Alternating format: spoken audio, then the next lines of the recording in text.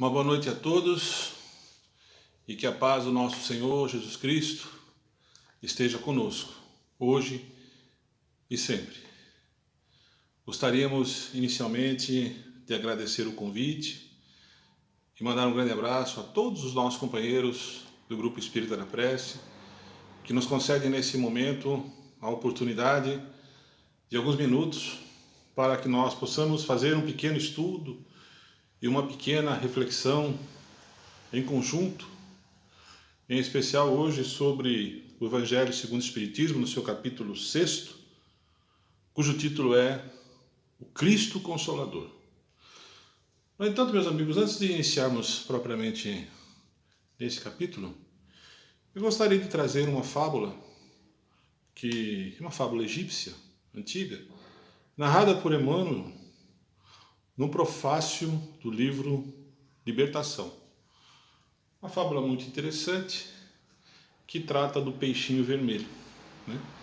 E ele conta uma pequena história, né, dessa comunidade de peixes que vivia num lago formoso diante de um jardim, né, e que estavam lá, nessa comunidade, vários peixes.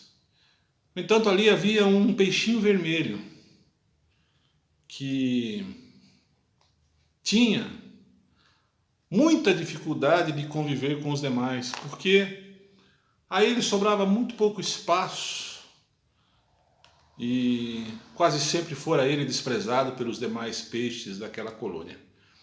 Então ele passa a estudar, passa a quantificar, né, aquele espaço físico em que eles estavam vivendo, aquele pequeno lago, né? E percebe que há um pequeno reguinho d'água que se desprendia daquele lago e que, se ele fizesse algum esforço, ele podia sim penetrar por aquele reguinho d'água, que certamente lhe daria a um outro universo, um outro caminho. E assim ele fez. Através de um esforço muito grande, ele consegue então passar por aquele reguinho d'água, quando ele encontra um universo muito grande à sua frente, um lago, posteriormente um rio e um oceano, aonde ele descobre coisas maravilhosas, aonde ele descobre vida, novos peixes, novas situações, né? E ele fica encantado com aquela nova realidade que ele passou a conhecer. Destemido e sem medo do perigo, se aproxima de uma baleia e é tragado. Nesse momento, então, ele faz uma oração profunda ao Rei dos Peixes e a baleia o expele.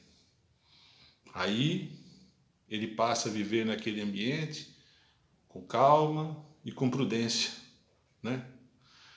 Certo de que os seus amigos lá de infância deveriam conhecer aquela nova realidade, aquela nova existência que nem se imaginava ele próprio que haveria. Percebe então a necessidade de voltar e contar essa pequena passagem para os seus companheiros. Retorna àquele ambiente de sua infância e vai até o comandante daquela região, né? E diz a ele que do outro lado havia uma imensidão, havia um outro mundo, uma nova realidade, mas que para se chegar lá era preciso fazer um pequeno esforço para que pudesse passar por aquele reguinho d'água que ali então o levaria àquela nova existência. Desconfiado, aqueles companheiros duvidaram e zombaram do peixinho vermelho. E ele fez uma advertência, porque ele havia tomado conhecimento que poderia, inclusive, ocorrer uma grande seca naquela localidade, e os peixes ficariam à lama, né? Os peixes mais antigos simplesmente ignoraram e zombaram daquele peixinho vermelho. E ele partiu novamente. Sabendo mais adiante que uma grande seca chegara àquele lugar e aqueles peixes, todos eles, morreram na lama. Essa pequena passagem muito singela que Emmanuel nos traz no prefácio do livro Libertação, nós podemos fazer um pequeno paralelo em relação à nossa vida aqui enquanto encarnados e em relação ao mundo dos encarnados, né? Daqueles que já foram e que velam por nós, né?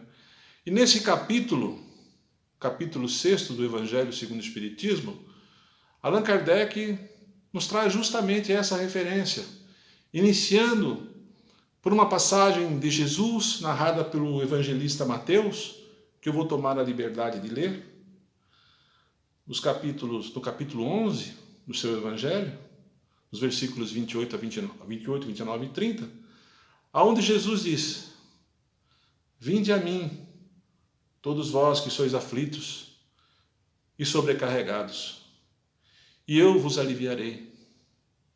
Tomai meu jugo sobre vós, e aprendei comigo, que sou dócil e humilde de coração, e encontrarei o descanso de vossas almas, pois o meu jugo é suave e o meu fardo é leve. Então, meus amigos, Jesus nos faz esse convite, que nos momentos de dificuldade, nos momentos em que nós não estamos mais conseguindo sustentar sobre os nossos ombros as dificuldades que estamos passando, que nós possamos socorrermos dele. E muitas vezes, nesses momentos de dificuldade, nesses momentos de dor, nesses momentos de aflição, nós fazemos exatamente o contrário. Nós nos revoltamos, nós blasfemamos, né? Nós nos tornamos indóceis, né? Contra nós e contra a figura de Deus. Meus amigos, se nós temos a convicção de que Deus é bom, que Deus é Pai e que Deus é justo, Ele não quer que nenhum dos nossos filhos sofra. Se nós estamos passando por essas situações, e todos nós eventualmente passamos, sequer estamos passando nesse momento, por momentos difíceis, por momentos de dificuldade, de dor aguda, é porque merecemos. É porque estamos colhendo aquilo que plantamos. Porque a semeadura é livre, mas a colheita é obrigatória. Então, muitas vezes, nós mesmos ficamos sem compreender por que é que nós estamos passando por aquelas situações. Quando a pergunta talvez deveria ser: para que estamos passando por aquele momento difícil? Para a nossa reforma íntima, para a nossa reforma moral. E muitas vezes nós não encontramos respostas diante dessa própria encarnação. Quando vamos procurar a colheita, muitas vezes ela se encontra, fatalmente se encontra, em encarnações anteriores, né? E nós temos aqui, meus amigos, a possibilidade bendita da reparação. Recebemos muitas vezes as advertências e ignoramos. Nesse momento nós persistimos no erro, no caminho errado, fugindo das leis divinas e fatalmente vamos encontrar as dificuldades que estamos ou iremos futuramente encontrar. Porque se a semeadura é livre, a colheita é obrigatória. Nesse capítulo, Kardec traz essa mensagem de Jesus, que nada mais é do que um convite para que nós possamos nos apegar ao Evangelho, à Boa Nova, e possamos, diante dessas situações difíceis, fazer uma pequena reflexão sobre a nossa existência e sobre a nossa vida. Muitas vezes, nesse momento de dor aguda, é que nós nos reformamos. Mas Ele nos dá também o Consolador. Aliás, é a segunda mensagem bíblica desse capítulo, e eu vou me tornar aqui a possibilidade de ler, que é a passagem de João, o discípulo amado, quando ele, Jesus, nos diz: se me amais, guardai os meus mandamentos, e eu rogarei ao Pai. Portanto, ele faz aqui uma desassociação entre Deus e ele. E ele, Pai, vos enviará um outro Consolador. O que vale dizer que não é ele próprio que virá, mas um outro Consolador, a fim de que permaneça eternamente convosco, o Espírito de verdade. E nesse capítulo é muito interessante porque nas instruções dos Espíritos apenas se manifesta o Espírito de verdade. Nessa obra toda, mais de 50 Espíritos se manifestaram, dando mensagens e esclarecimentos. No entanto, nesse capítulo específico, somente o Espírito de verdade vem nos trazer a consolação. E ele diz, Jesus continuando naquela passagem de João, que naquele momento em que ele havia estado conosco, o mundo não o podia receber.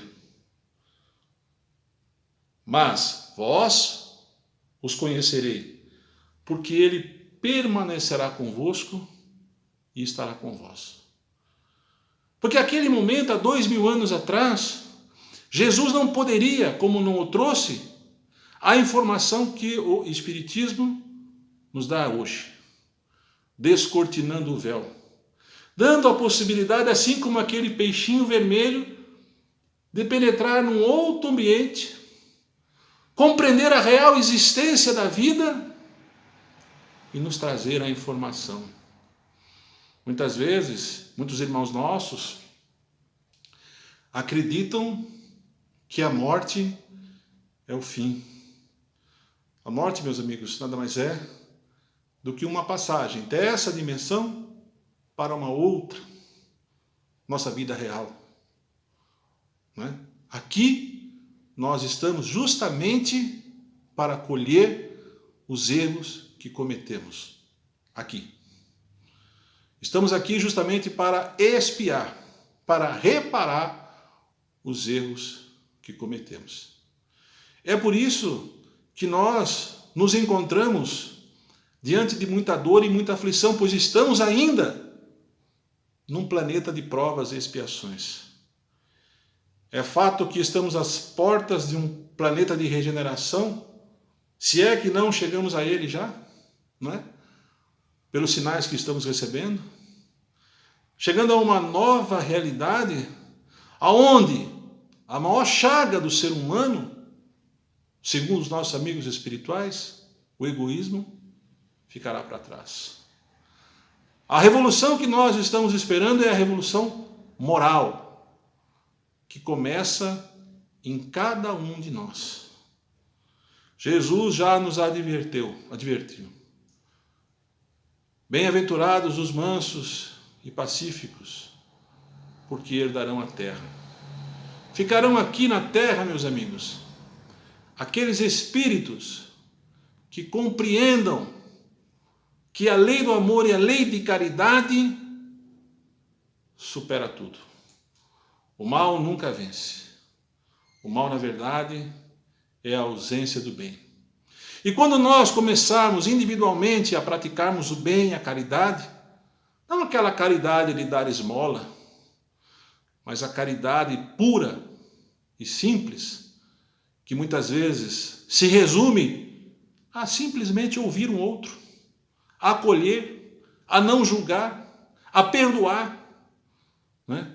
Quando nós chegarmos a essa conscientização, nós mesmos, nós vamos conseguir então em conjunto, transformar essa humanidade.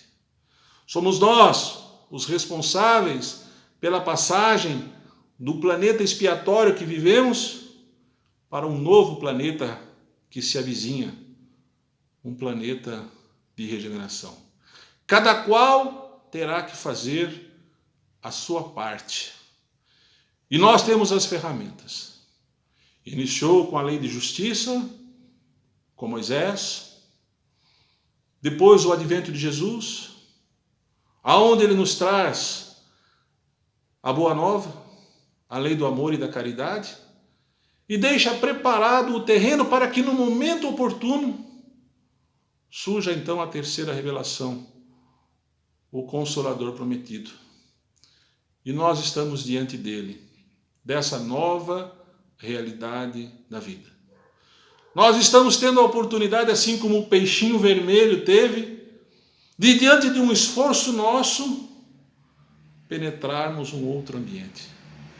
Porque nós seremos a nossa libertação ou as nossas algemas no mundo espiritual, dependendo do que fizermos aqui na Terra.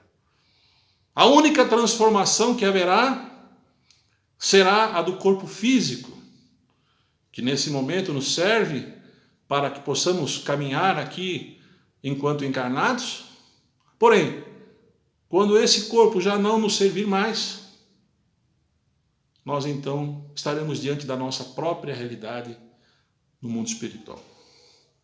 E o Espiritismo nada mais é do que essa revelação, do que o Consolador prometido, que Kardec veio nos trazer através das suas obras, descortinando o véu, nos mostrando, meus amigos, que a morte nada mais é, como eu disse, do que uma passagem de uma dimensão para outra, que nós continuaremos sendo nós mesmos aqui ou no plano espiritual, e que nós carregaremos conosco as nossas boas ou más obras, né? O que nós estamos tendo de Jesus nesse momento é a oportunidade de receber a informação de que a vida não acaba, né? E que nós somos os responsáveis pela nossa própria existência. Que não haverá, na nossa interpretação, um juízo final, mas o julgamento das nossas consciências. E voltando à questão anterior, se estamos aqui passando por momentos difíceis e de dificuldade, de dor aguda, é porque merecemos. Porque estamos colhendo. Porque nós já estamos reparando. Porque nós já estamos no momento da expiação, né? No momento em que nós já estamos nos reformando. Vamos agradecer as dificuldades, as pessoas difíceis, os momentos inoportunos, mas vamos também nessas situações tomar de ponto o aprendizado para que não erremos mais. Porque errar não é o problema. O problema é continuar errando. Cair não é o problema. O problema é não se levantar.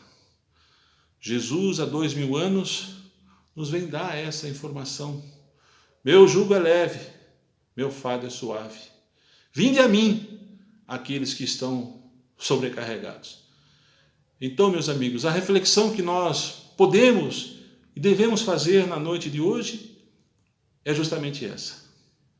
Nos momentos difíceis, nos momentos de dor aguda, nos momentos de dificuldade, que nós possamos recorrer a Jesus, acreditando que se estamos passando por isso, nada mais é do que o nosso próprio merecimento.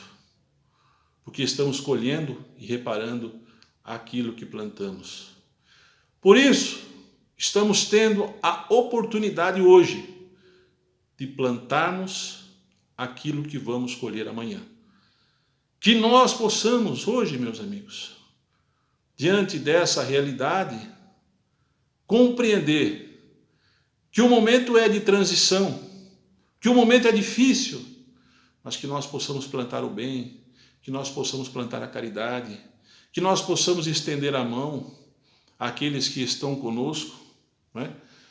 No intuito de que, ao final da nossa jornada, quando nos encontrarmos diante da nossa consciência, ela advogue ao nosso favor. Que ela seja testemunha das nossas boas obras. Porque se estamos aqui diante dessa realidade, não é para amealhar dinheiro, fama, nem poder. É para aprender. E enquanto não aprendemos, necessário se faz que voltemos tantas e quantas vezes forem necessárias ao nosso aprendizado. Muitas vezes até com as mesmas pessoas que estão conosco. Pessoas difíceis que são instrumentos da nossa reparação ou que foram motivos, ou que demos motivos de causa em existências anteriores. Portanto, meus amigos, o ensinamento de Jesus é muito claro e muito simples. É pelas nossas obras, é pelo que fizermos nessa existência que vamos ser acolhidos no mundo espiritual. Que nós possamos fazer uma pequena reflexão sobre os nossos atos, sobre as nossas atitudes, e assim como diria Chico Xavier, podemos fazer um novo começo para termos um novo final. Que nós possamos fazer essa reflexão diante desse ensinamento de Jesus, para que, ao final da nossa jornada, compreendemos a importância do amor e da caridade. Queridos amigos, mais uma vez, me despeço, agradecendo a oportunidade, e que nós possamos, brevemente, quem sabe, de forma presencial, né, estarmos juntos para dar sequência aos nossos estudos. Um grande abraço e um muito obrigado.